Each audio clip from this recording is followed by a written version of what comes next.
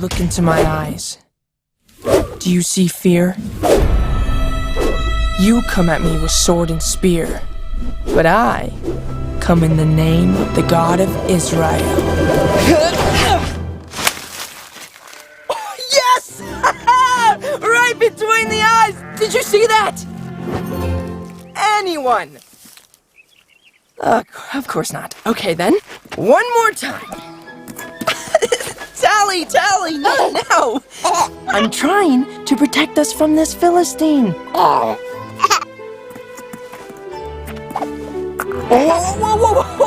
No, not that way!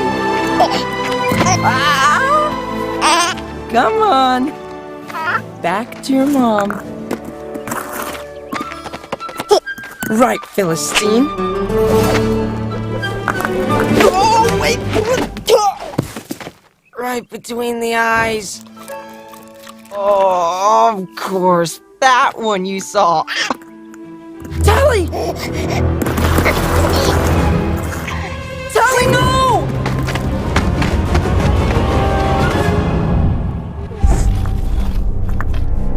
I'm coming, girl! Whoa, easy! Shira! I will bring her home safely.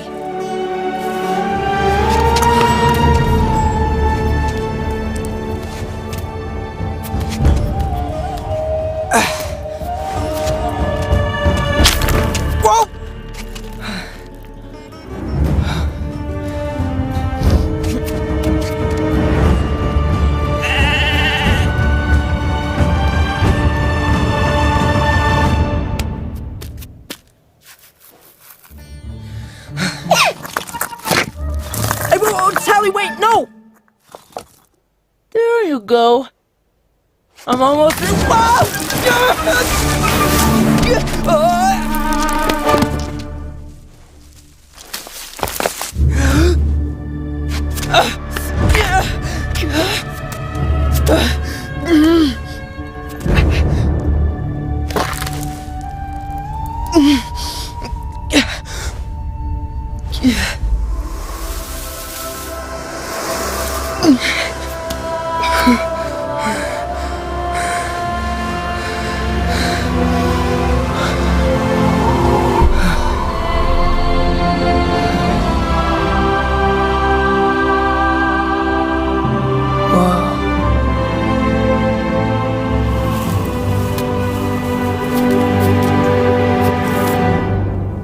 Okay.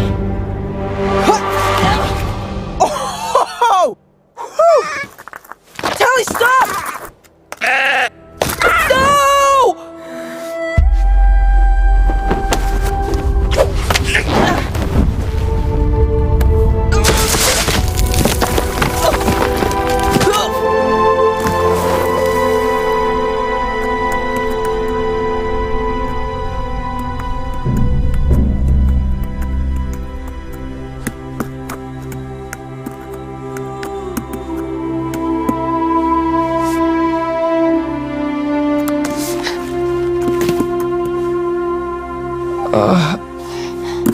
Oh, that doesn't help.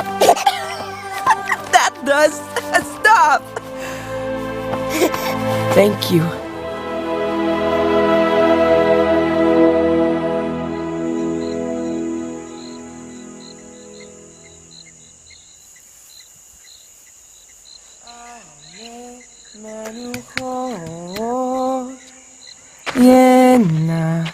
할래니 נפשי ישובב ינחני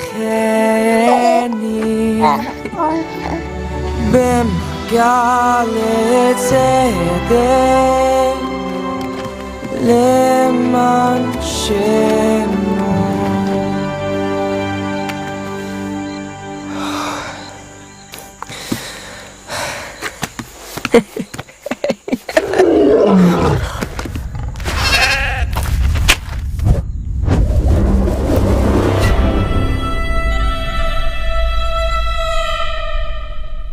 What you have just watched is a concept short or a musical animated feature film on the story of David, and our vision is to tell it in the same quality as movies like Tangled and Frozen. This is more than a movie. This is a movement to join people from all over the world to try and make the world's most watched animated theatrical release.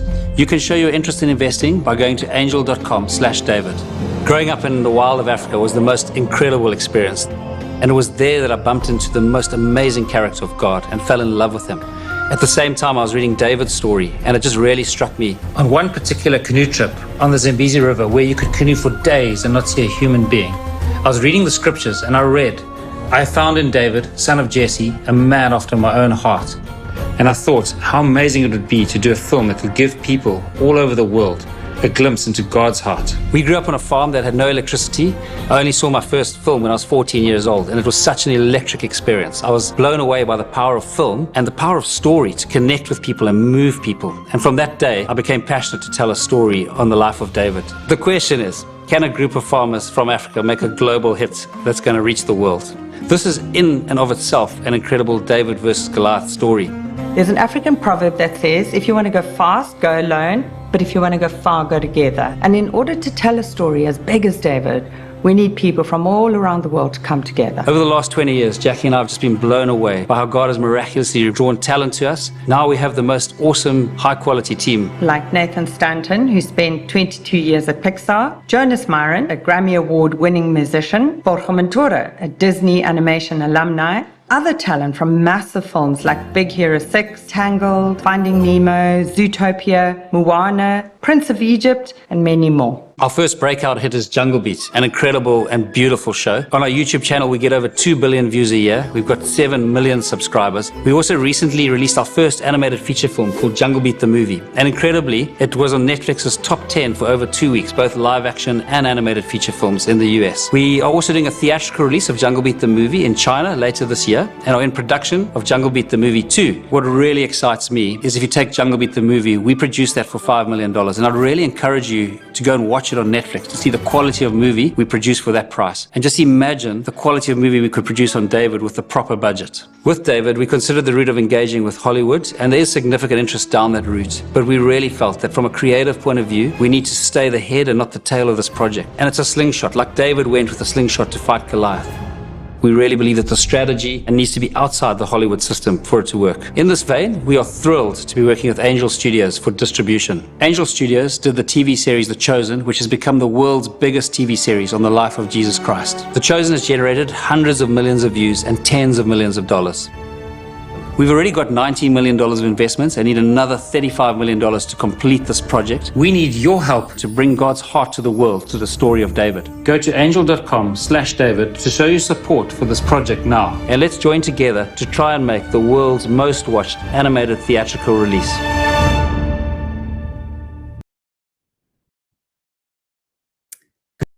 Good day, everyone. Good evening here from Cape Town, and a very warm welcome. I hope you enjoyed David demo, and we're having a few tech problems, so audio is clear and probably better. You can't see me properly, but I'm trusting you can hear us clearly tonight. The one thing I wanted to share about David, the animated feature film, we've got a vision for this movie in terms of quality and story. One of our passions is to make a movie that's of the same quality movies like Tangled, Frozen. One of our thoughts is to, if you could take a mix of Tangled and Prince of Egypt, like the beautiful art of Prince of Egypt and the energy of mix those two together, that's to give you a sense, that's the kind of movie we're wanting to make. The other thing that I'm so passionate about is story. The movie industry is just an incredibly powerful. Stories are like Trojan horses. They give us defense mechanisms, plant a seed for good. Good story is just the most exciting, brilliant story that can inspire people and giants. And importantly, like I said in that verse in Acts, found in David C, a man after my heart. And one of our passions of the story is just to open up people's heart. This incredibly adventurous, passionate, fun-loving, and kind God. And David's story is such an eye-opener into that world. Tonight, one of the things we're doing, just so you know, is we're looking at pledges, the whole idea of this phase, we call it a testing the waters campaign. And the whole is just to gauge interest as to whether we should go and do a proper crowdfunding fundraise. So this phase, we're just testing out interest. And if you go to angel.com/David, that's where you can see where to pledge. Just so you know, at the start of tonight, we've got just over 9,000 people who've already, and it's approximately $8.4 million that's been pledged already. What else would be to see if tonight we can kick that up by $60,000 tonight, if we can get that. And we're just trying to gauge interest and go forward from there. And it seems like incredible so far, which is really exciting. If we continue to interest, then our goal would be to go to an actual live fundraising place, session. So if you go to angel.com/David live stream, you can pledge there. We'd really love it if you support us in that. The other thing tonight, I just want to say, we're going to have a very clear focus on concept art. Behind all movies, there's an incredible journey just to create the concept art, the world, the environment, the characters, and epic challenges like this. And I've got two very special, I'm going to introduce incredible people at the forefront and the spear of the work we've done already. So we've already spent over $1 million on this movie. And in this phase, we created the demo you've seen, the whole world, the environments, and the characters. Work is actually already being done. And the movie, if I could say, it's like a building site. We've built the foundations, and now we're going to, this phase is to actually build the house. So these two very special people are introduced shortly. But before we do that, those of you who are new to the live stream, I want to talk about a very special initiative we're running, which is called Awards. And these awards are there to recognize Davids every day who are taking on paths in their life, who are taking on in their life. And there's a very cool, which I'm going to run through with you, the way you can nominate people to be part of the David Awards. But before we do that, we're just going to show you a few of the nominations. I think there's a couple that have come in. So here's one, which I'm going to read to you from, and it says, so her award, she's nominating for the, and just this is where you go, by the way, we'll come to this later, but you go to hashtag David Award nomination. So she's done that. I'd like to nominate my dad, David, with a short story that I'd like to share about my dad, maybe unbelievable to most of you. However, I was told of this by many family members, and without this brave action that my dad did, I don't think I'd be here alive. My dad came back from England after studying his master's in theology. I must have been around a year or two when he came home. On the first week he came home, I sat on the lawn, and I sat on the lawn to look all around. My dad went outside after grabbing a book to read, but when he brought back outside, he sat there, coming closer to me, as if I was going to be a sinner. My dad, without went out the bear away from me. That's amazing. I love it. My dad saved me, much like King David, from lions and bears. My dad's bravery is one of the one most grateful. I'm sharing a small but impactful story that changed my life. Hannah, that's just an incredible story. I love it that your dad had that courage just to take on a bear, and the line to David's story, fighting lions and bears. So that's an awesome nomination, and that's right in the bullseye. There's another really cool from Ariana, and she says, he came into my life when I needed him most. I thank God for you every day, baby boy. I don't have the full backstory behind that, but she's nominated. That's the full backstory. What I'd like to do, and this is a chance, by the way, I'm going to run on the screen there. I'm going to read it to you, but before I read it to you, I just want to clarify where this award is different to like the Nobel Peace Prize, Oscars, is this is crowd-based. So anyone can nominate, and then it'll be a crowd-based selection or voting.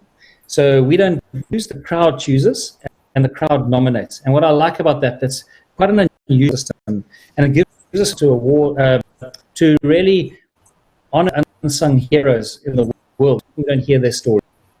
So I'm just going to read this. How does it work? The awards are accessible to everyone in their field of activity. So there's no limitation there. You can be 4 years old, you can be 90 years old. That doesn't matter. And there will worldwide public summits. Create a post. So this is how you go about it. You create a post on Facebook or Instagram with hashtag David Award nomination. You tag us, plus tag your nominee on Facebook at the David Movie, or Instagram at the David Movie Official. And then please just check out our social media to see submissions. You'll get an example of the kind of submissions we're having. And then we will just call out the nomination, really impress us. And this is a really good opportunity for you guys to just really honor and David's in your life. There's so many incredible stories out there of David's fighting. Just love to hear it. So there it is. Hashtag David Award. Just tag us on our Facebook and we'll cut it at the end. Yeah, Hannah, there I see you online, which is cool. And thank you. And just Hannah, thanks so much for sharing that. I think it's so awesome. Actually, maybe not quite as brave as your dad, but I had an example with my daughter when we were in the Zambezi River in Zimbabwe, and she was in nappies, and she went off walking, and we lost her. And then when we found her, we were right next to a pride of lions, and this male lion was just like eyeing her out. So I just walked across there, grabbed her, and just slowly backtracked. So when you shared your story, I can read that. So thank you. That is a really cool story. Further ado, guys, really like to stop and introduce the two guests for tonight, and that is John, who was a designer on the first big phase of David when we were developing the environment and the character art. Just to say, John, incredibly well-known American artist. He's both with oils, with all forms of physical art, but also in the digital art space. And he's transferred that skill into the movie industry. If you go and Google him, he's a very famous American artist and an incredible, most inspiring. And then with him, we've got Lynton, who's one of our sunrise artists, and he is just the incredible guy. His attention to detail and how long he's been in the art world. Yeah, Lynton is just, and I just want to tee up what we're going to talk about tonight. I just want to read this from Lisa. Me and my 5-year-old love this. Wait until the movie is out. Bless. Yeah, thanks, Lisa. I really appreciate it. And yeah, we are so pumped to get this movie out, especially for families and for children. The one thing I want to say about make a movie, just so we get back, you're really great movies. And I think I might have mentioned this on live stream as an example before, but I was reading, we had one of the guys on our team who was finding, and he was just telling me that the artists actually having a dive down to look at the clownfish is one small example. But a lot of these great movies, people have gone to great lengths, really research the ecosystem, the world, so it just breathes with that authenticity. And obviously David, which is so well loved, so well around the world by so many faiths and nations, we just do it justice. So just so you guys know, we took 4 trips to Israel.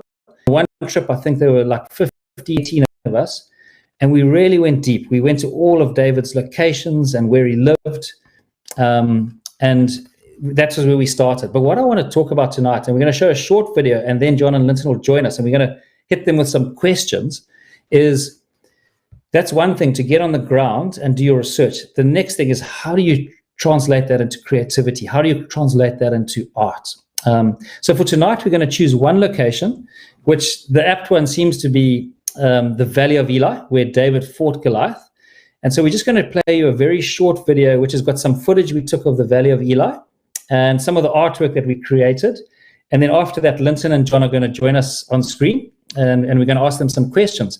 Just so you know, if you'd like to bomb through any questions, you're more than welcome. You can just pop them through in text, and then they'll put them on screen for us to pick up on as well. So maybe we can queue up the short video. It's about 3 minutes long with some footage of the Valley of Elah.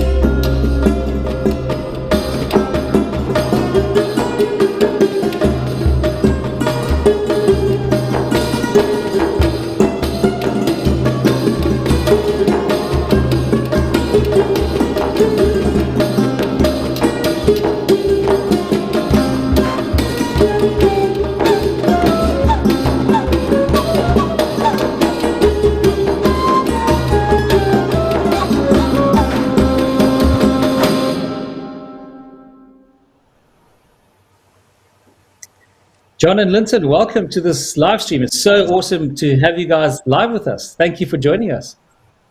Thanks. Thank Great you. to be here. Glad to be here. Yeah, and I hope for the guys on live stream that our technical problems have got a little bit better. But John, we're seeing you well, and Lynton, I'm seeing you well. So hopefully this is going to be better from here on. John and Lynton, I'm going to kick off with one very quick observation of the Valley of Elah, and then I'm going to let you guys talk more than myself. The one thought I had about the Valley of Elah when I went in there was when you watch previous artwork, when you look at previous artwork, you see these incredibly dusty scenes and desert scenes. And I mentioned this briefly on a live stream a previous week. When we went there in springtime, I was blown away by how green the Valley of Elah was, all the flowers and the beauty of it. It wasn't what I expected. And we know that's the time the battle took place, because we know that in those days, the kings went to war in spring, which was that time of year. So I don't know for you guys, but for me, walking to the Valley of Elah was one of the most incredible experiences on that whole trip of Israel. It was, I don't know, what's your guys' memory of it? Was it just one of your best memories of the Israel trip? After you, Lynton. Yeah, no, it was so unexpected and such a gift for the project. You know, like going there with our guide, I wasn't sure what to expect. I thought it would just be, you know, a dry, dusty valley with a dry riverbed, and no one would know exactly where it happened, you know, where the battle happened. But what I found was completely the opposite. You know, it was lush and full of flowers. And the most exciting thing about the Valley of Elah is that in all of Israel, it's one of the sites that you can visit, that you can actually see it the way David saw it, almost, you know. And the archaeology in the region is so good that they can actually pinpoint almost the exact location of the battle. And, you know, it's one of those places that can really nail the authenticity for the film. And Lynton, just talking about that, we're going to come to John when we talk about creativity. I mean, obviously you created, but we'll leave that for John. But just talk us through, Lynton, because what was really amazing was how we were there with Dr. Petrovich, who's one of the world's leading archaeologists. And just talk us through the find of Sharaim and how we know where the Philistines were, where David was, and why are we sure we know where they were? And just explain a bit of the archaeology and the topography of the valley, just to give the viewers a bit of a sense of the valley. Sure. So as I said, I didn't know what to expect when we first went there. And I was really surprised when our guide took us to the riverbed, where you can actually see the rock and the pebbles and all that kind of stuff. And I thought, wow, that's amazing. But then he took us up to the top of a hill, and there's this fortress there. And it's a very special place in Israel, because they actually call it the Machu Picchu of Israel, because it's a fortress that was from the time of David, and it has a very special feature about it in that it has two gates. The Bible mentions this place called Sharaim, where you saw the scripture where, just a throwaway verse almost, where it says the Philistines were driven away and they fell on the road to Sharaim. And archaeologists didn't really know where Sharaim was. All they knew was that the name means dual gates or two gates. So when they uncovered this fortress, it's a very small fortress and very unassuming. But what's very unique about it is, even though there's tons of these fortresses all over Israel, this is the only one that has two gates to it.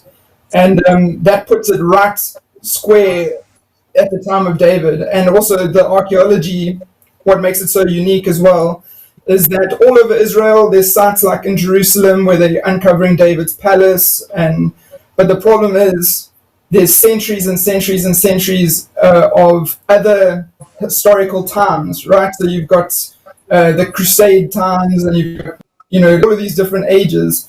And that really muddies the waters, so to speak. You have to dig through all of that to get to David's time. But this fortress is so special because it was only in use for about 30 years, and they've dated it correctly to the time of Saul and David.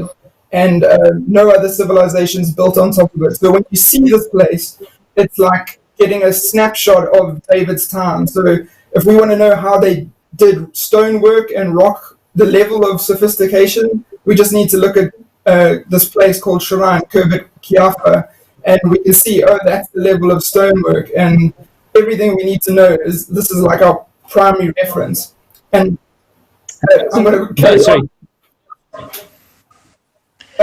One other thing is that makes it so exciting is that unlike any other depiction of David's battle that you've ever seen, we now know that the camp of the Israelites was probably right in front or around this fortress, which is something that you would never have thought, So we have the opportunity to put something new that no one's ever seen before in our film, which is super exciting. Yeah, that's so cool. We're going to get to John, and it's going to be quite an interesting chat with him about creativity. But Lynton, do you think it's worth showing that little video you put together with the archaeology, and then we carry on talking? Because that's quite a useful little video to show some of what you're talking about. So maybe we should cue that up. Share? Can I share one thing before? Yeah, John, dive in. And please. So Lynton doesn't have his PhD or anything in historical. Any sort of history, but if anyone's listening and want to ask him a question, I haven't met anyone more versed on it, even if there isn't a degree there. When we were there, the experts would be there, and Lynton would, in a very kind voice, even correct him a few times, like, isn't it this way? Like, his knowledge is so deep. So if anyone does have a question, I would recommend asking Lynton. I know I ask him millions of questions over the course, and it's really fascinating, his depth of knowledge. No, thank you, John. That's very cool what you're saying. So we're going to go to the video, then we're going to come back. One quick thing, there's been quite a few pledges coming in, just to say thank you so much for those of you who are pledging and supporting. And the Angel team just put at the bottom, angel.com/David, just as a reminder, if you're just joining the stream, that's where you can go just to pledge and show interest and support the movie. So it's angel.com/David. But we're going to just switch to a short video that Lynton put together on the Valley of Elah. They would have had. So the Israelites would have been here, stationed here. They would have been stationed down the slope. And then there's the gap, that's the valley over there. Philistines were camped all the way along there. That low brown hill, I think it's that is Sakor. And over there you can just see it poking out. That's a Zeka. Okay. The river winds over there. So David would have crossed the river somewhere here, and then the Philistines were camped there.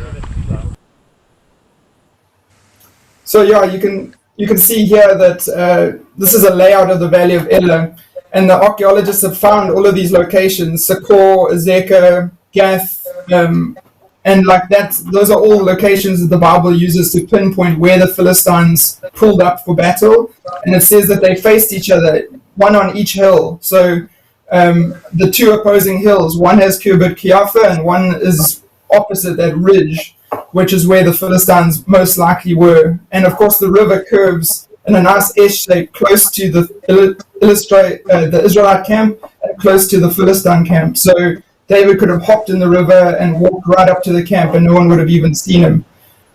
So it's really exciting to see how accurately we can kind of show the location, at least, or be inspired by it, and be authentic to that location. And just to add, the reason why they say that the fortress stopped being used, one of the leading theories is that when David became king, the borders of Israel were expanded so far, whereas they didn't need the fortress anymore, so it fell out of use. So it's just another one of those amazing places that just lines up with the Bible in such a beautiful way. You know, it makes the pages of the Bible go from black and white to color. You know, like you're standing there and you can see the battle like playing out of your mind's eye, and it's so exciting. Yeah, and if we can keep on that, if we can go back to that image with the river on the oxbow there, that image. What was incredible for me, Lynton, and was the day we were there. We walked down from where the Israelite camp is, which is on the left of screen, and towards the river. And what struck me was David had actually walked quite far from his own army, right towards the Philistine army. And I shared this on the last live stream, but it was from a story point of view. It was just so incredible because as you dipped down into that river, the sound of the doves and the ambient noise just faded away. It was just the sound of the river. And I could just imagine David kneeling to take his stones. And then as he walks out the river, you could just see hear the noise. If you can imagine yourself in that battle, see Goliath's head, and then just the roar of the Philistine army. But from a story point of view, I don't think Brent and I would have felt that and experienced that unless we had physically gone there. So it was just the most fascinating experience. And I was saying that this is the one site in Israel that's not a tourist attraction, which is interesting. It's actually a farm as of today. And Lynton and John and I met the farmer, and he very kindly let us move up and down the valley and between where the Israelites were and the Philistines were. It was just the most incredible experience to be soaked in that. But Lynton, I'm going to jump maybe to John, and maybe we can go back to full screen. But John, I just want to say welcome. Just for those of you joining the stream, John is honestly one of the most incredible artists. His sense of light, his sense of composition. When I saw it, it was just incredible. I just want to share, Shadow, if I can say, thank you for your note there. I love this. Thank you for using historical accuracy, biblically actually. Thank you for recognizing that, because we're really going to great depths, especially Lynton, to make sure we stick to the accuracy. And thank you for this note from Julianne. Absolutely amazing, the history and beauty that has been captured in the movie. So excited to see it. So, John, talking about the beauty, I'm going to go off script a bit here. And I just want to ask you, in general terms, how does creativity work for you as an artist? Because you're one of the world's best artists. And how did and coupled with that, being physically in Israel, how did that impact your process and your sense of light and color? And how did you travel during the different times of day to catch different lights? Maybe you could just share how the creative process works for you. Yeah. I'd be glad to. Thanks, Phil. And thank you for your kind words. One thing I liken to, for my creative process, I always don't, it doesn't work as well if you have second generation. So if I go, I'm going to give you an example. I want to write a novel about Venice. And I'm a great author, and I do all my research on the internet. As opposed to someone who travels there. I can write a pretty good book off the internet. I can research locations, I can use street names, but I don't know how it smells. I don't know how it tastes. I don't know what it feels like to be there. It's not an all-encompassing experience. So it is always more powerful and more authentic if you can go to the location, because that's your resource. Otherwise, it's your opinion about someone else's opinion about something. And that was one thing with this film. I'm so impressed with Phil and Brent and the whole Sunrise Studio, is that they wanted to travel there, that they wanted so many people on the team to be able to go there, and to have Lynton not only hire professional experts when we're there, but have Lynton do such a deep dive that he would always, someone else's comment, thank you for the accuracy, in our meetings, he would constantly come, well, you know what, that buckle isn't quite right, or you know what, this wouldn't exist. That's 200 years later, which, in our time, that seems like so long ago, but now, if you put someone in 2020, 2021, and you put them in a Civil War, or Confederate, or explorer through Africa, British explorer through Africa in the 1800s, right, it's going to be like, that doesn't make any sense. So the authenticity of going there is a huge part of the creative process, and a lot of films aren't doing that now. It used to be a very common thing, but now with the internet, a lot of films don't. But to Phil, it was very important that we go. When you are there, you feel it's. I had an attorney tell me once that he doesn't like to be in a meeting over Zoom because there's so much body language he reads that he can't read in the amount that we're all seeing each other right here. He needs the whole room. He needs to sense it. And I think that's very true when you're there. When you're in the Valley of Elah, and you've only seen, like Phil had mentioned, you've only seen films where it's dusty and all the images of this dusty, dirty place, and you're walking through and thinking, oh, okay, that's what it looks like in somewhere in Los Angeles where they shot the film, but that's not what it looks like in Israel. Right? That's just that authenticity, or that visit, and doing the deep dive that it was even spring. So to follow up on your question, Phil, it is ultimate importance to go, to have that and pull it all in. The sounds that you mentioned that you heard when you walked the river, The flowers that you see is not just off the internet. You say, okay, here's this. Like, we actually saw how many flowers, and it was loaded. I kept saying how much it looked like Northern California, and when the poppies come out, though their poppies are, their version is, our poppies are orange and theirs are red, called an anemone. Is that right, Lynton? Am I getting the right flower name? Yeah. Anemone?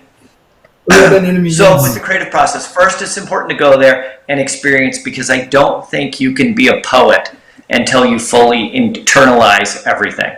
You can, and I and the film don't want to be a dictionary. We don't want to be an encyclopedia. We want to be a poet. We want to tell a story in a poetic way, not only visually but verbally. And you can't do it until you first can put it all inside you, and then the output, or the poetic way, in the way you tell the story. I think that answered your first question. Now that I answered it, I can't remember the second piece of that. No, that's fantastic. I love what you're saying about being a poet, and your example of the author going to Venice. It's awesome. That's totally it. John, thanks for those of you pledging as we talk. Really appreciate it. But John, my other part, which kind of is in general, because you're such a creative, like, how do you just talk to people? Because how does the creative process work for you personally, as John Burton? Like, how do you go about drawing inspiration? How do you start? Like, where do you begin? You know, what's your process when you're trying to do a painting? And the other thing, John, after that, I'm going to ask you about the team you built. But let's just start with you personally and your creative process as a painter. I'm glad you said we'll talk about the team after. I'm glad you said we'd talk about the team after, because the team is so incredible that came together that I always think, well, I'm one part of that cog in the wheel, but there's so many great artists. But for me personally, and Lynton was with me when we do it, like, I'll just give the Valley of Elah, for example. Is we took many visits there, and we tried to catch at different types of light. And we brought painting gear with us. Now, I brought gouache. If no one's familiar with gouache, it's a water-based paint. I paint a lot in oils, but traveling to Israel, I was concerned carrying oil and looking for turpentine, and we were on such a tight schedule that if you dump your turpentine out, you can't find more, where water, you can always get more. So gouache is kind of a watercolor, but it's more opaque. Lynton and I would walk, and we try to find the best scene we could that would feel like you could really capture how the light reacts, the forms, the flora and fauna, what they're made out of, and how they react to the light. And then we would sit. I brought it's funny, when I oil paint, I bring a big production out with me, but when I'm gouache painting, it's low budget looking. It does everything for me, but because it's only for me, I'm not painting for a gallery, a museum. I didn't know we had a shot of that. And so perfect timing. So small chair, and just pull it out, and it's like a sketch pad, and just filled it full of sketches. And I noticed in the video that we showed earlier, one was one of my sketches from the Valley of Elah. So I go and I start looking, and I start trying, there's another one, Mount Arbel, and try to really understand how the light works, how the form works. I feel like if you're a formulaic painter or artist, New Zealand will look like Zimbabwe, and that will look like Arizona, and it will look like Canada, and then there's no reason to travel. Like, light reacts totally different all over the world. And Israel had a beautiful light, and I think a lot of that is caused because it's close to the Mediterranean. There's Lynton and I in downtown Jerusalem. Like, we'll just go anywhere to do, quick sketches and quick paintings. So we'll go, and I'll try to take in as much as I can. And like I mentioned before, it's not just visual. It's actually sound. I'll even think about, what do we have? We had a shawarma for lunch. There's us out in the flowers in the Valley of Elah. And just trying to pull in as much as I can. Once I take in as much as I possibly can, now I'm thinking shapes. Because the viewer really cares about value and building, like the building blocks is value and composition, but it's all built on the back of getting the right color and the right temperature and the right feeling of the place. I know I hope I don't get too artsy-fartsy with it, because it's far more mathematical. It's not just a feeling. It's years of educating yourself on what to look for and how to capture those moments and what's different. And if I could add, this is probably the most interesting, another artist taught me this, is before I start painting, I picture, that's in Jerusalem on a rooftop, catching the last light, some beautiful paintings. Lynton had a gorgeous painting that night. I I try to picture the exact opposite, and I'll finish with that, is if the Valley of Elah is green and lush, I'll try to picture the desert out by the, you know, the Dead Sea or something like that. You don't want to picture, in my mind, what I'm actually looking at, and there's a reason for that. Because I want to see how it's different. How do I tell a story? And that's the end. I know I'm going on and on this. In the end, you're trying to be a poet and you're trying to tell a story, but you're telling it in pigment. Yeah. What I want to say, John, is like I could listen to you for hours, because what struck me, I mean, I love creativity, and just hearing you talk as a master is just so amazing. The one thing I wanted to share with the audience that struck me, and for those of you just joining, I'm talking to John Burton, who was production designer of David for our concept art phase, and Lynton Levengood, who was our art director from Sunrise, and we're just talking about the field trips we did to Israel and how those inspired creativity and art. And yeah, so thank you if you just joined us, just to give you context. But John, what struck me as well was your passion for getting the feeling of a place. So, and Lynton, both of you, and I'll come to team in a second, John, because actually everyone involved. But just talking about John, his passion to get up early in the morning, to see the same location in a different light, to see it in morning light, to see it in evening light, and to see it at midday, and the impact that has on the mood and the way it works. And then to wait for a rainy day. And, you know, to be a true creative, you need a lot of patience as well, and a lot of tenacity to capture the real essence of something. But John, I mean, and I'll let John talk a little bit to this, although you are deeply involved in it. The one thing I love about movie making, John, is compared to being a solo artist, it's just this incredible coming together of so many talented people, and which is challenging but beautiful. And I want to kick off by telling one story, because you and Lynton really built the art team. And I would like you to share about some of the people who worked on the project, who they were and what they bought. I mean, obviously that could go on for hours, so we'll have to keep it succinct, but just give us a feeling. But the one thing I wanted to say, I remember being on one call with you, and I think it was 5 of like really top concept artists from around the US. And they were saying, isn't this incredible that this movie's brought together? I think they were saying, they've all published authors, basically. Like, I remember Vance saying to someone else, I've read your book, you've read my book. And they were saying, isn't it amazing that this movie's aggregated us and brought us all together? Do you want to maybe just kick off with that? But then can you tell us and how did you go about finding different shades of artists, different kinds of artists, to get a holistic perspective for this movie, to set the base? Oh. Yeah, and guys, just before we go on, John, before you answer, just really want to thank you again. So to keep saying it, but thank you for those of you pledging, and for those of you just joining. If you'd like to pledge, you can go to angel.com/David. And at this phase, just to clarify, we're not doing a finance raise. It's called Testing the Waters campaign. And we're just testing the interest of the crowd if we were to go to a fundraising place. So if you want to look at it, there's a lot more information there. We've had over 9,000 people have pledged. And as you can see on the screen there, nearly $8.5 million pledged. So it's really exciting to see. What I'm excited about, John and Lynton, is the community that's building, because we're going to get back to team, John. But this is all about team. You can't do this on your own. So, John, over to you. And how did you build team, and what did you look for in your artists? Yeah. And give us a few examples. Okay, yeah, I'd first like to start, because this is probably a good segue. For anyone thinking about pledging or interested in the film, you don't really know us. So let me tell you something that I know about Lynton and Phil in South Africa. I wish I lived close to them, because I would hang out with them every day. They are some of the most highest integrity, quality people that I know in the world. That Phil will comment that, sorry, the team I built. But it was always easy to build a team, because his studio was like no other, and everyone noticed it when they came in. The second they came from a Disney or a Pixar or a DreamWorks or whatever major studio that when I start telling you the people that worked on the film, which are just amazing, every one of them said, it's different here. I can feel it's different. There is a camaraderie and a concern that I know him and his wife Jackie constantly talk about family. But the studio really is a family. I've been out to South Africa twice to visit the studio. I would have been a lot more, but COVID hit and changed how things worked.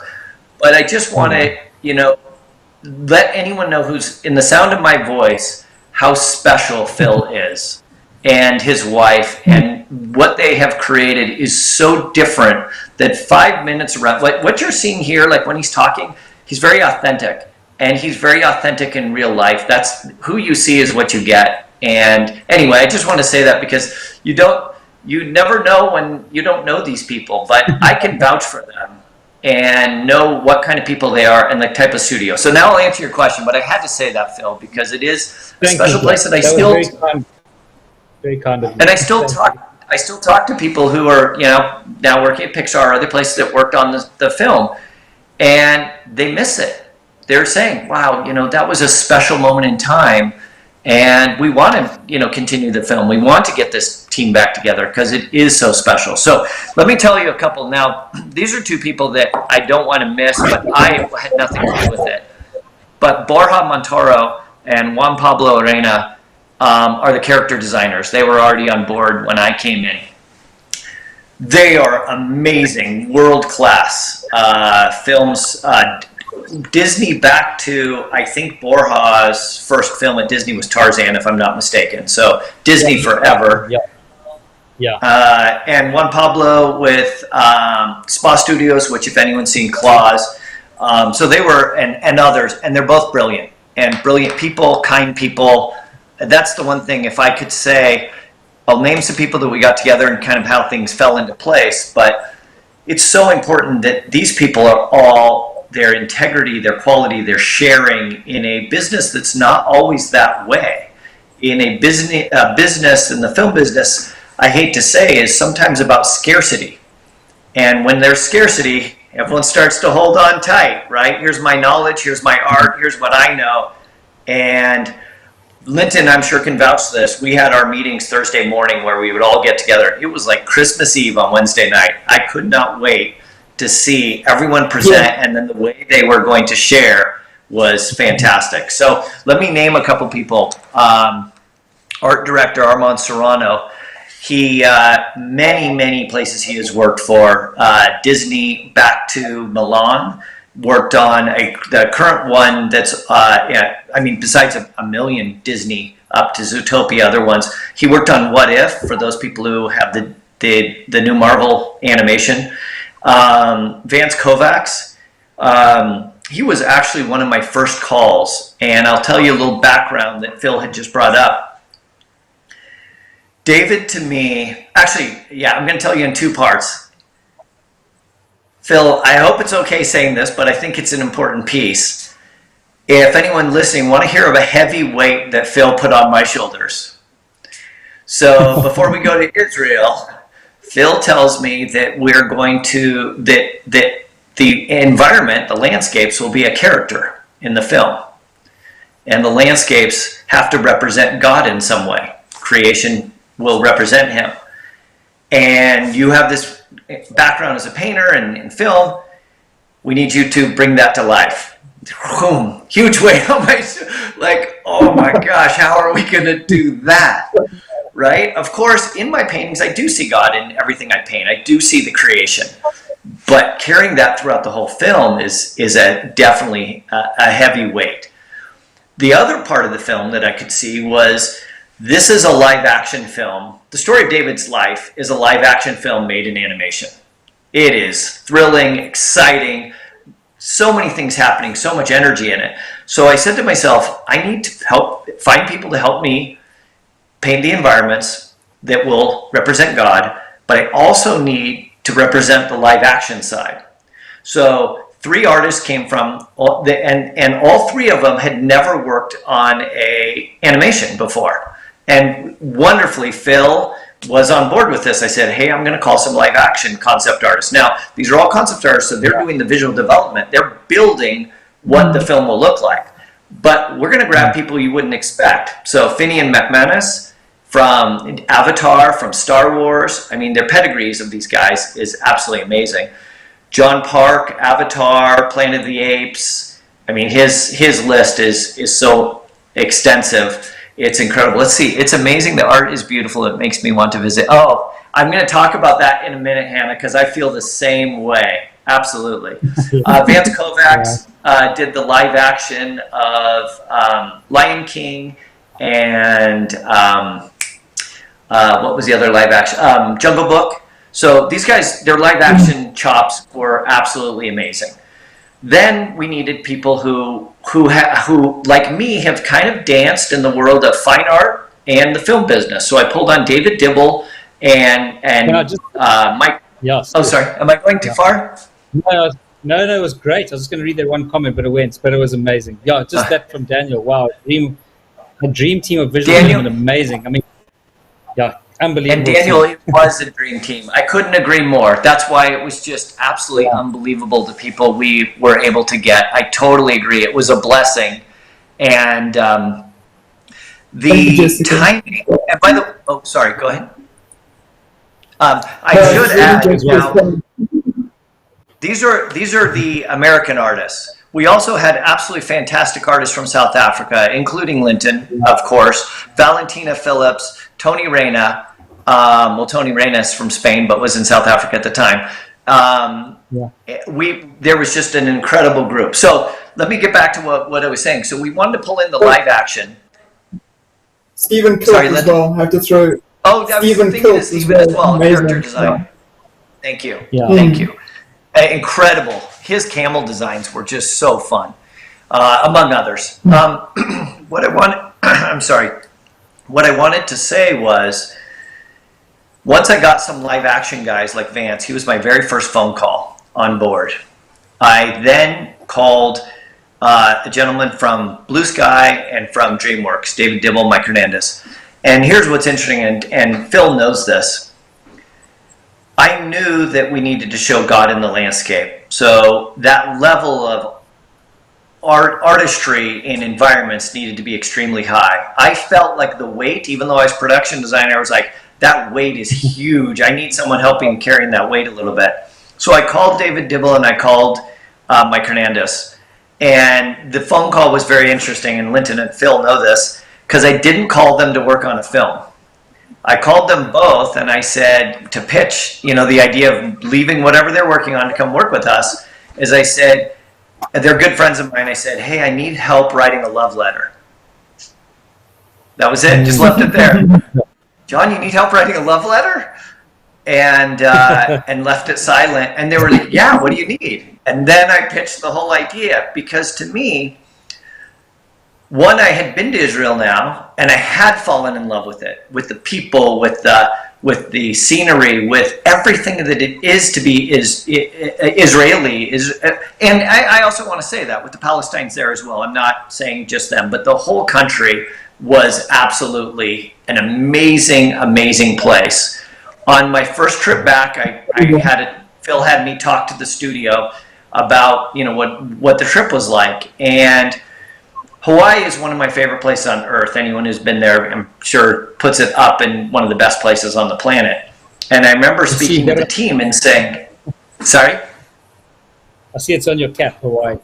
Oh, yeah, exactly. Yes. You should see how much I like it.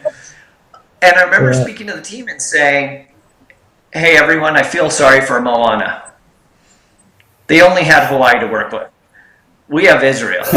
It was so incredible, because the variation, which on our travel was, when 20 miles, you could be in a desert where you couldn't survive a night. Like, there's nothing. There's not plant life. There's nothing.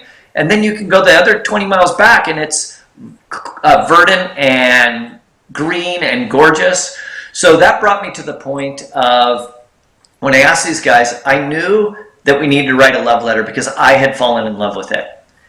And if we're writing a love letter to the environment, the environments and such, who's the creator of that? Who are we really writing a love letter to? And so that was the thought, and was able to pull these guys on board. So let me make sure because there's someone I haven't mentioned, two people I haven't mentioned, is later then we pulled Armand Serrano. I mentioned him as art director.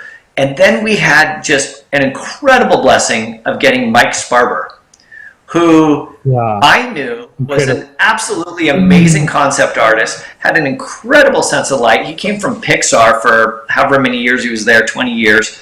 And he was there 20 years at Pixar, yeah. 20 years at Pixar. and had this incredible sense of light. And I had actually been fine art painting with him, so I knew the gifts he had in light.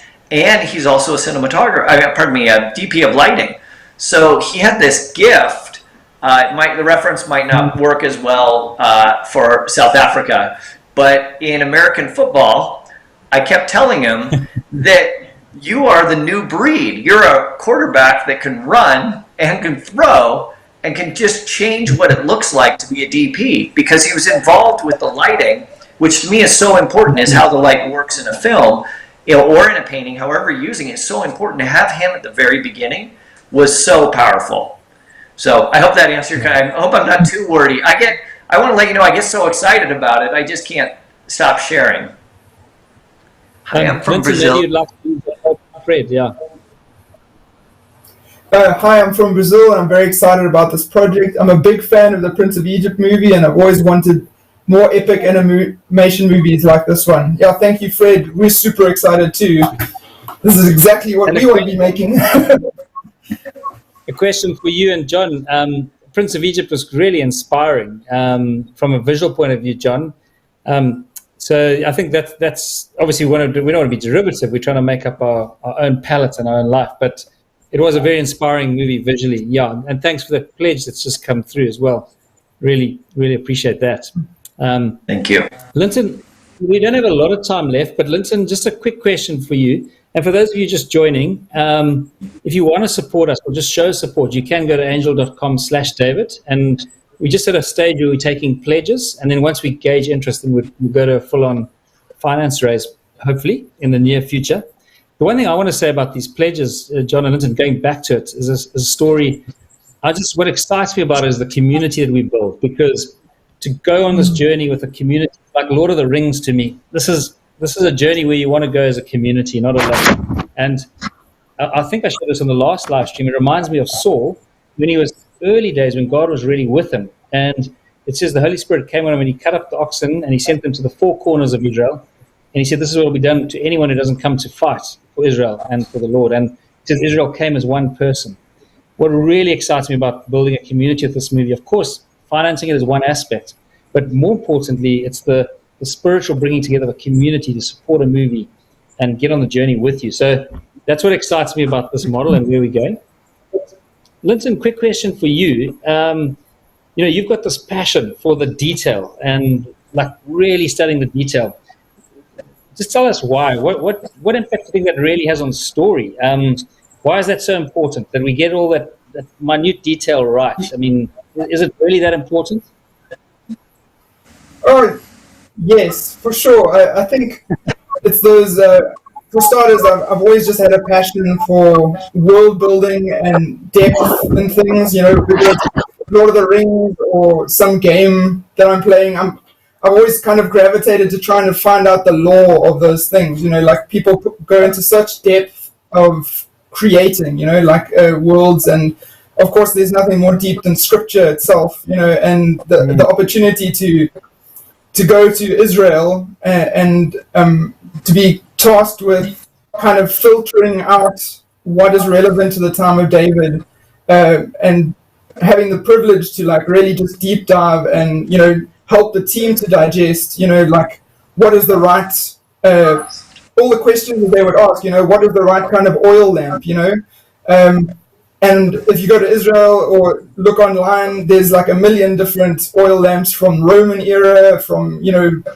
Byzantine times, all over the place. You'll get a ton of different things. But there's a very specific oil lamp that was used at David's time, and just the unexpected knowledge that come up from researching these things, the kind of food that the ancient Israelites ate, and finding out, chicken only became part of people's diets, about 600 BC, and that kind of removes chicken from being domesticated at the time of David. And it's all these little things that add up to give us the opportunity to portray an Israel that people have never seen before. I think people are very familiar with, the nativity stories. They're very familiar with what Jesus' time was like.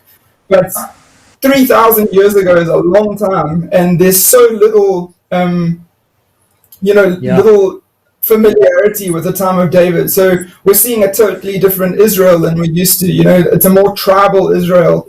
The tribes were still very much present. Like we're in Jesus' time, they've gone into exile and they've come back. A lot of that identity, although was in memory, but like here in David's time, this is the unifying of the tribes. So it's just so exciting. Like the research really gives us an opportunity to bring a flavor that people have never seen before. And I mean, the Valley of Elah is the perfect example of that, seeing it full of flowers. I mean, who would have thought that the most authentic way that we could show David fighting Goliath is in a field of red anemone flowers? Like, no, I never would have dreamed that before going there and researching, so how exciting. Yeah.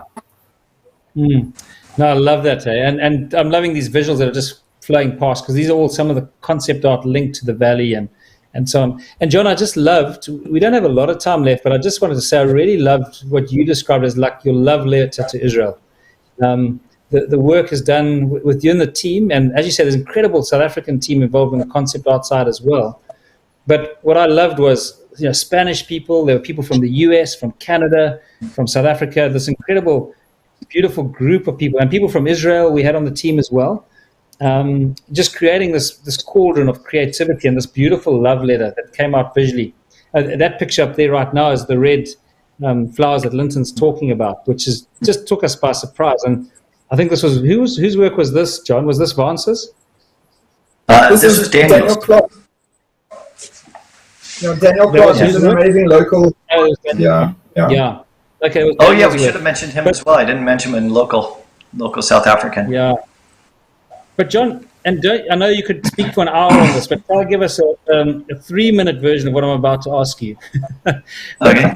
What impressed me with you and your team was, even when you're away, you approached the shape language for the Israelites versus the Philistines. You came up with a philosophy of design that would help us distinguish the Philistines and the Israelites. And I just thought that was beautiful, the way it wasn't just one design right across the whole world. Try to give us like a 3 to 5 minute view of how you came up with a different shape language for the Philistines and what inspired that, and then the Israelites. And I won't get to the Amalekites because we don't have time. But just tell us what inspired you. I have to ask a question. How much can I talk about, Phil? Can I tell the whole idea? I can tell the whole. All right. You guys you are can. in for. Yeah, but you got to keep it under 5 minutes. That's the only thing. I know you could talk on it for an hour. I'll do it quick. Put me on the timer. So this is great, and what a neat thing for anyone tuning in to get to really talk about things behind the scenes. I mean, this is a very special way to create a movie right now, that you get to talk about things that we're talking about. Rarely do you get to ever know this till maybe right after the film gets released. So we built the two worlds off many things, but a couple things that I thought of were Gustav Klimt, if anyone's familiar with Gustav Klimt, and Alphonse Mucha. And they're both incredible artists, and Alphonse Mucha is Art Nouveau. If you're not familiar with him, if you think anything Art Nouveau, he was the champion of it, and anytime you see his work, it just instantly evokes Art Nouveau. Beautiful women, beautiful landscapes, and the way that he incorporates the environment into the landscape is a way that is very special. It feels very one within the painting. Man and the world feel as one. Klimt is one of my favorite artists ever, but I put something in his mind that I'm sure is not in his mind, but in comparing to Alphonse Mucha, is the pride of people in trying to make a design better than nature. Alphonse Mucha would use nature, and Klimt would use this unusual patterning, which I absolutely love, and I want to be very clear. This is not Klimt's idea. It was just a visual way I could compare. If you know Klimt's work, I wish I could put them both up. There's this certain staccato in the notes that are put down. I know that's more music term, But if you think of a beat like bum, bum, bum, bum, his does not follow that. It's not normal the way it goes, but it's very, very ornate, very elaborate designs. Okay, so why do that? And you're sure, Phil, I can talk about all this. Yeah. We just keep it, as long as you keep it brief, yes. 30 seconds. 10 seconds. The Philistines, the Israelites are one with nature. They're one with God, and so they're one with nature if the environment and nature represent God. And Klimt and the Philistines think they're greater than God. They don't think that their designs don't follow nature. Their designs follow man. Man says, I won't do your will, God. I'll do my will. I'm better and higher and greater. And so we took those as design elements and pushed it through in how we designed everything, buildings, trees, clothing, and I think it was fascinating. Wow. And also just to chip in, the archaeology also added to that as well. Like the archaeology really amazingly helped us differentiate the cultures visually. The Philistine pottery is so full of design and paintings and patterns, and the Israelite pottery is very simple and earthy and clean. So there's so many factors that built into what John's saying as well. Like we could spend another hour just talking about all the different ways that we're going to bring these things together, but I just had to add that in, that the archaeology is also well. I should add that Lynton, in 5 seconds, Lynton and I work like this, and everyone on the team, but when we would bounce ideas off, I remember Lynton just lighting up with the Klimt and Muka idea because of just what he's saying. He's like, well, it totally fits. It fits even the design that we're looking historically. Mm-hmm. No, John, thank you. And I know it's hard to keep that short because that is like a topic for a whole day's conversation, but the point I wanted to get across, which I think you really did beautifully, thank you, was when we're designing the movie, we're going into so much depth in terms of even the way we treat different different communities within the movie. The design is not just like a blanket design. It's really thought through. So, oh wow, we've just passed $20,000 in pledges. So thank you for your support. And can we make it 30,000? But thank you, guys. Hey, Phil, can I do a quick comment on making it to 30,000? Yeah. So I put this is actually on the shelf behind me, and it's always been up there, but I brought it right in front, so I'd have to turn it around and grab it. But for everyone watching, this is a rock from the Valley of Elah. I went in this, there we go, sorry. It shows up on my screen, but I can see it there. So this rock came from the riverbed of the Valley of Elah. It was very funny leaving customs because I had a suitcase full of rocks. And when I came back to the studio, I went around to everyone's, everywhere everyone's working, and I dropped everyone a rock because of that authenticity of feeling that, okay, this is from there. This is from where the battle happened and from that stream. And I still keep mine up on my shelf. So this is my comment to everyone who's listening. Are you tired? Do you comment a lot on what the media feeds you? Are you tired in some ways of what either the agenda is or what the visuals are or the level that you can't bring your family or what the message is to inspire and transport and bring us to make people better people? Phil's concept for this movie is to make the world better. That's his concept. I mean, there's way more. That's a whole nother discussion. But he's trying to bring good into the world. So if you feel that way and want to bring good into the world, then let me make sure it's on screen. Then this is an opportunity to pick up your rock. By pledging, I keep going in and out. By pledging, you can pick up your rock and battle something that maybe you perceive, that you see as maybe the Philistines that say, hey, they're greater than faith. They're greater. Their man is greater. And so, anyway, hopefully you don't mind me saying that, Phil. But I just want to say that we all have an opportunity to pick up a rock right now. No, and thanks, John. And the place is angel.com/David. And you're a better salesman than I am. I must say, you do a great job. Thank you. No, but we're going to head towards the end. I'm just going to do a couple of things before we end, and I'm going to end by saying thank you to Lynton and John. But just very quickly, we just for ending, just want to say for any of those who are watching, you can support, like we've just said, by going to angel.com/David, and just everything's there. You can have a look. But I just want to go back to the David Awards before we close off, and just say, guys, the David Awards, for those of you who weren't on at the beginning, are there to recognize people in our lives who we see as Davids, who've taken on giants in their lives. And you can nominate anyone. So just to say, how does it work? It's accessible to everyone, regardless of their field or activity. It's like I was saying earlier, whether you've got someone who's been a David at 4 years old or 99 years old, and it doesn't matter what walk of life. If they've taken on a giant in their life, a brother given a kidney to his sister, or whatever it is, you can nominate. And the way you do it, you create a post on Facebook or Instagram with hashtag David Award nomination, and you tag us, tag your nominee at our Facebook page, which is at the David Movie, or our Instagram, which is at the David Movie Official. And then you can just check out our social media to see submissions, track your one. And on this live stream each week, we're going to start to reveal this year, we're going to reveal the finalists. There's going to be 5, and we're going to have a very special guest come and actually help us with awarding the awards. So yeah, there it is. The winners will be announced. The 5 winners will be announced on the 30th of November. And shortly, we'll be letting you guys know as the crowd how you can vote, because we're not going to choose the winners. The crowd, you guys are going to choose the winners of that David Award.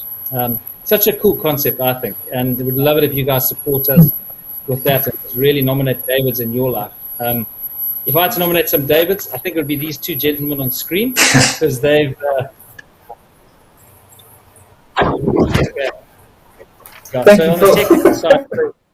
Thank you, Phil. I'll nominate Lynton and John. But Lynton and John, thank you so much for joining us. Just to end off the stream, we're going to show the David demo one more time. But John, one of the world's best and most incredible artists, it's a privilege to work with you on this movie. And Lynton, you're such an incredible art designer, and your understanding of history and story and how it all integrates is just incredible. And I really want to thank both of you for your journey with us and for joining us tonight. It's such a privilege. So for everyone who's on the live stream, thank you for your time today. Visit us at angel.com/David, and we're going to end off by showing you the David demo. Thank you, and good day and good night from Cape Town. Look into my eyes. Do you see fear? You come at me with sword and spear, but I come in the name of the God of Israel. Yes! Right between the eyes! Did you see that? Anyone? Of course not. Okay then. One more time. Tally, no! I'm trying to protect us from this Philistine. Whoa. No, not that way. Come on. Back to your mom. Right, Philistine. Oh, wait! Right between the eyes. Oh, of course. That one you saw. Tally! Tally, no!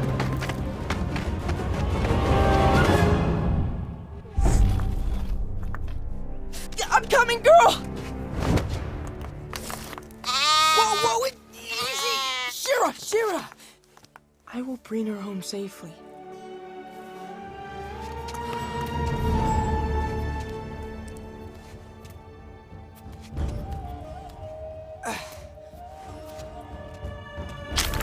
Whoa!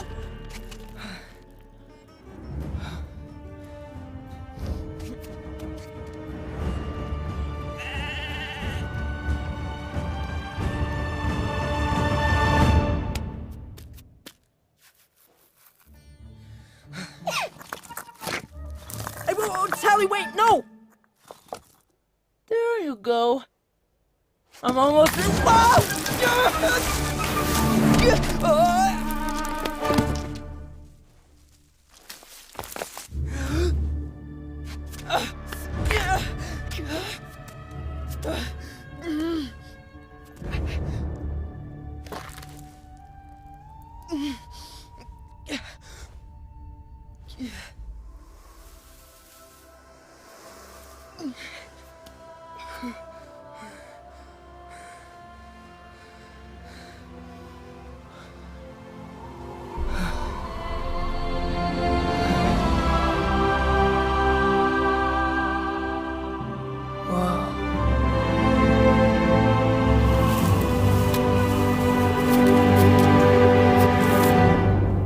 Okay.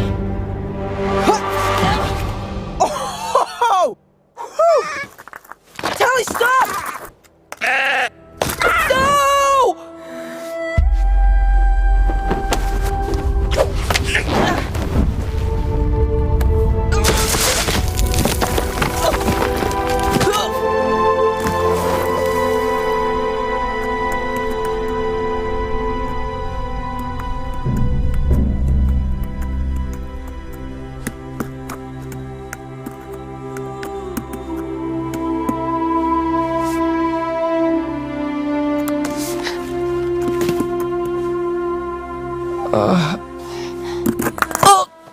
That doesn't help. That does. Stop!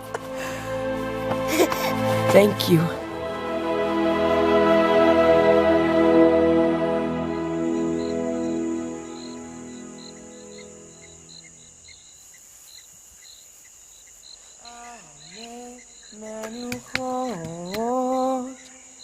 Yena haleni nafshi yeshobeh yancheni b'magalet tzedek leman shem